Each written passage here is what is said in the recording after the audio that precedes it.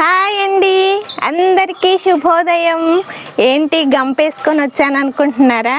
గంప నిండా ఈ గంప కంటే ఎక్కువగా వచ్చాయి, అన్ని కూరగాయలు వచ్చాయి మనకి. ఈరోజు నా తోటలో అద్భుతమైన హార్వెస్ట్ ఉంది. అసలు ఎంత బాగా వచ్చాయంటే మార్నింగ్ 5 o'clock నుండి ఇక్కడ పెద్ద వర్షం అయితే ఇప్పుడు 7:30 అట్లా అయింది. ఈ చిన్న గ్యాప్లో వర్షం తగ్గింది, మళ్ళీ వర్షం స్టార్ట్ అయితే నేను ఇవి మీకు చూపించడం మిస్ అవుతానేమోనని పైకి వచ్చేసాను అనమాట. మన చిన్ని గార్డెను వర్షాలకి చూడండి ఎంత గ్రీన్గా ఎంత అందంగా కనిపిస్తుందో. ఇట్లా ఆకులతోటే కాదబ్బా, కూరగాయలతో కూడా ఎంతో అందంగా కళకళలాడుతూ ఉంది. ఇవన్నీ ఈరోజు మనం డిస్కస్ చేద్దాం.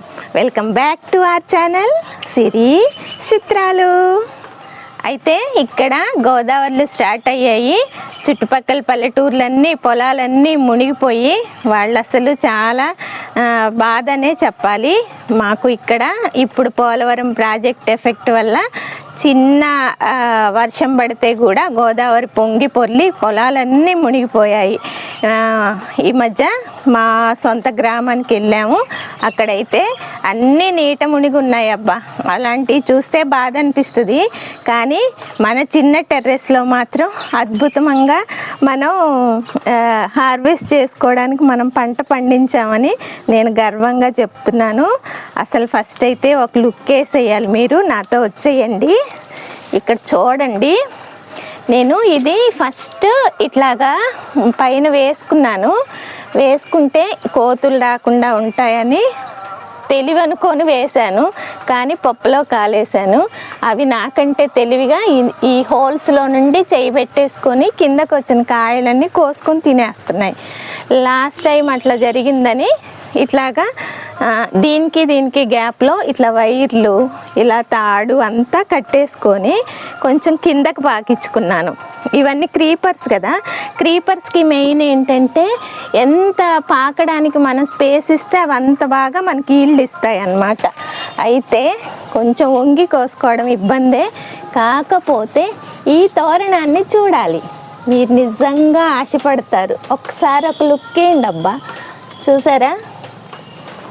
అసలు మీరు నమ్ముతారా? కొంచెం దగ్గరగా చూపించండి. ఈ కాయ ఎంత లావుందో చూసారా? ఇంత మళ్ళీ లేతగా ఉంది. చూడండి సైజు కూడా ఎంత బాగా వచ్చిందో. చూసారా ఎంత పెద్ద సైజు వచ్చిందో? అసలు నా మూర కన్నా ఎక్కువ ఉంది, అంత పెద్దగా ఉంది. అసలు చూడండి, ఎక్కడా కూడా చిన్న మచ్చ కానీ ఒక దోమ పోటు కానీ అట్లా అసలు ఏమీ లేవు. చిన్న పిందెలేనా, ఈ కొద్దిగా చూపిస్తున్నాను అనుకోవద్దు. ఒకసారి చూడండి, ఇక్కడ అటు చూడండి, ఒక లుక్ వేయండి.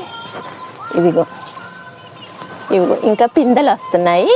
అయితే మనం వీటిని కట్ చేసుకోవాలి ఎప్పటికప్పుడు. రాగానే ఇవి కట్ చేసుకొని మళ్ళీ పూత పిందె స్టార్ట్ అవుతుంది కదా, ఇట్లా ఇవి అక్కడ చూసారా పిందెలు చివర్లలోనే ఎక్కువగా కాపు వస్తుంది అన్నమాట. ఈ పిందెలు పెరగడానికి మనం కొంచెం ఎగ్ ఆయిల్ అంటే ఏం లేదండి, ఒక 2 eggs తీసుకుంటాను. ఒక గ్లాసు ఆయిల్ తీసుకొని షెల్తో సహా మిక్సీ పెట్టేస్తాను. దాన్ని వాటర్లో కలిపి మొదల్లో ఇట్లా ఇస్తూ ఉంటాను. అది బలానికి చాలా బాగా ఉపయోగపడుతుంది. అట్లాంటి చిన్న చిన్న ట్రిక్స్ వల్ల ఎంత మంచిగా కాస్తున్నాయి. అట్లాగే అప్పుడప్పుడు పై మట్టి కూడా తీసేసి మళ్ళీ కొత్తగా ఎరువు వేసుకుంటూ ఉండాలన్నమాట. అసలు ఇందులో నేను కనిపిస్తున్నానా? భలే ఉంది ఈ హ్యాపీనెస్. అసలు నాకు ఇట్లాంటి హార్వెస్ట్లు ఈ సంవత్సరం మనం బాగా చేసుకోవాలి. అసలు వానరాల నుండి నేను రక్షించి ఈ సంవత్సరం కాపిస్తానా అనుకున్నాను, కానీ కాయించేసానబ్బా. అసలు చూడండి ఎంత బాగా ఎంత పెద్దగా వచ్చిందో. అసలు ఇది మేము ఉండేది 3, కానీ మాకు మించి కాసాయి కదా.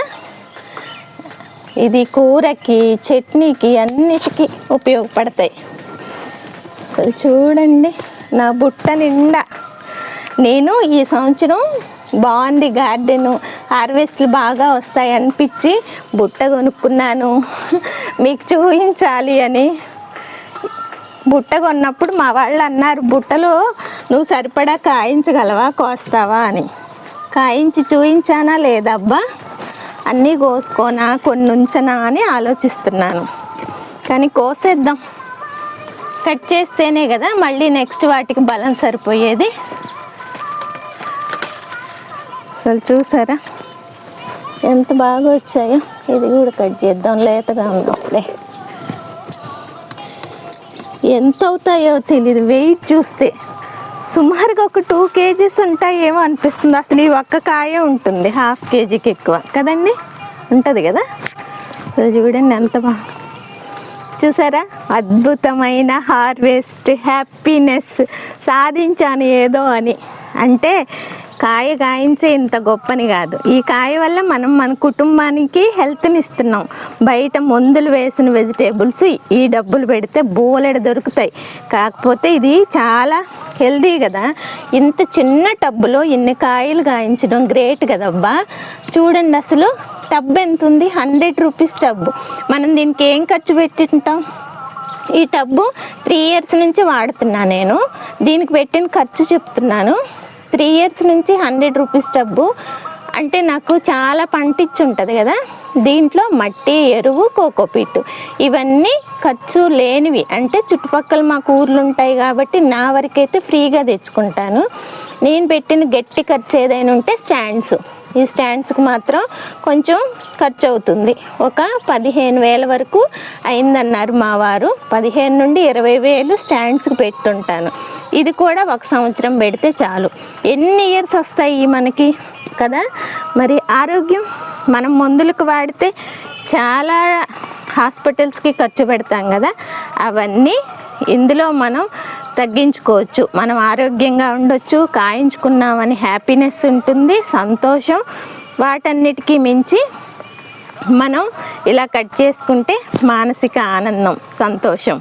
మరి మీరు కూడా స్టార్ట్ చేస్తారు కదా.